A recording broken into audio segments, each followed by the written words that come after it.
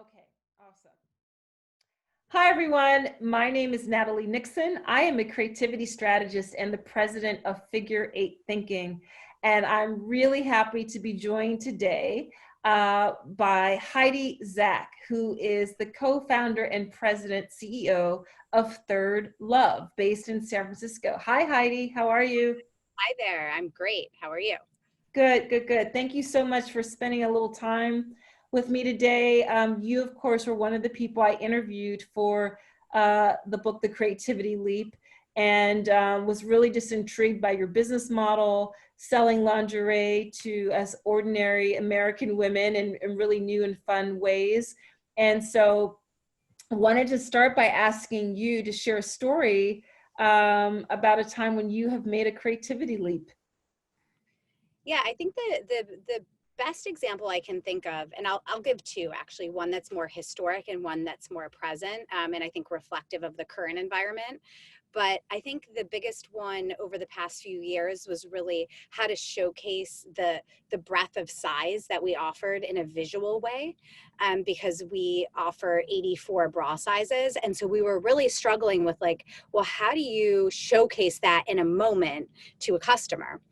And I can't take credit for this, but I worked with our chief creative officer and we came up with this idea of showing like a grid of women, of real women with their heads cut off. So it wasn't distracting to see faces, but really literally to show 80 different sizes in a grid where a woman could kind of just see that and basically, hopefully think to herself, wow, this brand is something for me because I see all of these different shapes, sizes, and people. And so I think for us, it's really been about at ThirdLove, a lot of what we've done is radically different than what the industry has done up until this point. So it's having to completely think out of the box of like how to present this. And so I think that's a constant in our business. Sorry, and I Also, just want to say, I like in that first example you've just shared that you allow the end user, the woman, to imagine herself in the bra, in the underwear, instead of kind of imposing an image onto us.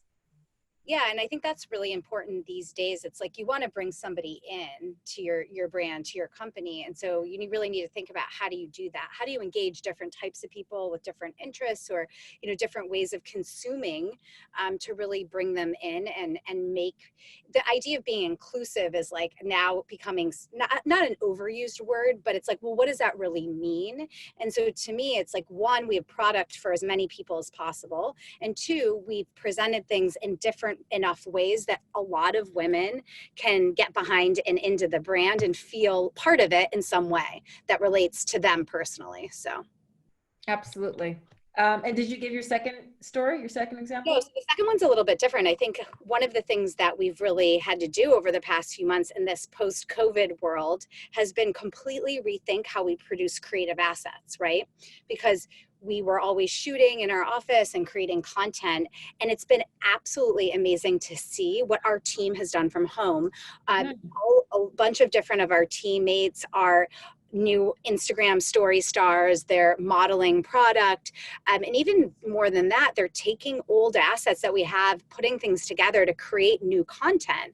And so I just think when faced with a certain structure that you have to work within, people at the beginning were like, how are we going to do this? This is going to be impossible. And then with the power of creativity, and focus and ingenuity, all of a sudden I've seen some of our things and I'm like, they look even better than they did before when we were in the office. It's unbelievable. So I think, That's amazing.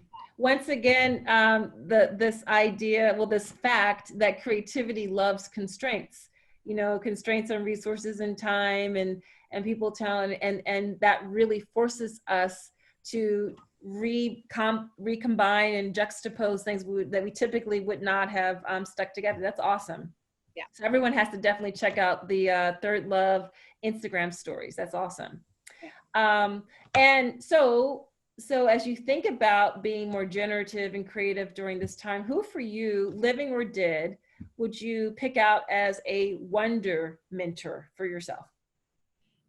For better or worse, there's the SpaceX launch today, and I just think Elon Musk, for all of his interestingness, the fact that he is so audacious to have created multiple companies and do something that's completely crazy really inspires me as an entrepreneur. I was listening to this interview last night, and one of the former NASA astronauts was like, I thought it was a terrible idea to have a, a private company, create is going to actually send, our astronauts to the moon. And he's done that. And it takes a certain type of craziness, audacity, and also passion. He was like, we're falling behind as a country. Like, we can't let this happen. And I think that passion combined with just a slight craziness is what fuels all of us to do something that's radically different. And, if everyone agrees that it's a good idea, it's probably not that interesting. True, true, true. No, Elon Musk is certainly an example of audacious problem solving, audacious question asking. Absolutely. And what about for you? Who comes to mind as a rigor mentor? So my rigor mentor is actually a ThirdLove teammate. Her name is Stephanie Roberts, and she's our CFO. And she just brings a wealth of experience. She came from The Gap, and she was the CFO of Old Navy.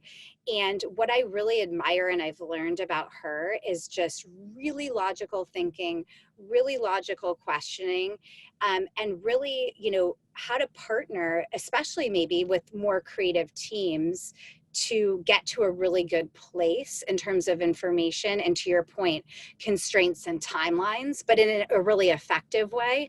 And so I just think there's a special way of doing it that she's just so great at, in terms of how she asks questions. And I think you and I talked about this when we met at my office. I think it's really important how you ask questions, that you're partnering with somebody to come to a better conclusion or to understand and learn. And that's why, like, how questions work much better than why. Why did you do this? Why is this way? Sounds kind of accusatory and potentially put somebody on edge. And if you say, well, how did we get here? Or what did we learn? Or how are we going to approach this going forward?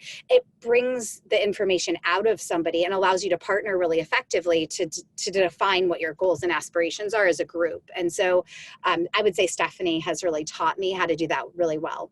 That's super interesting. You're absolutely that the asking how definitely helps us to engage in the process, right?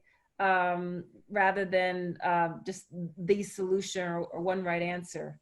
Awesome, awesome. Well, thank you so much for sharing and for giving those great examples. Do you have any final thoughts that you'd like to leave us with? No, but I think, I would just echo that I definitely learned a lot from you when you were here, because I was saying to you during the interview, like, I'm not the most creative person. Like, I feel like I'm not the right person for you to talk to.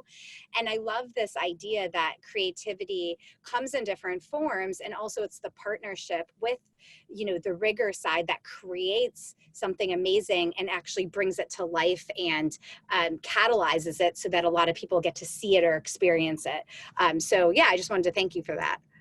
Awesome. Well, Heidi Zak, the president, CEO, and co-founder of ThirdLove, thank you so much for joining us today. Thank you.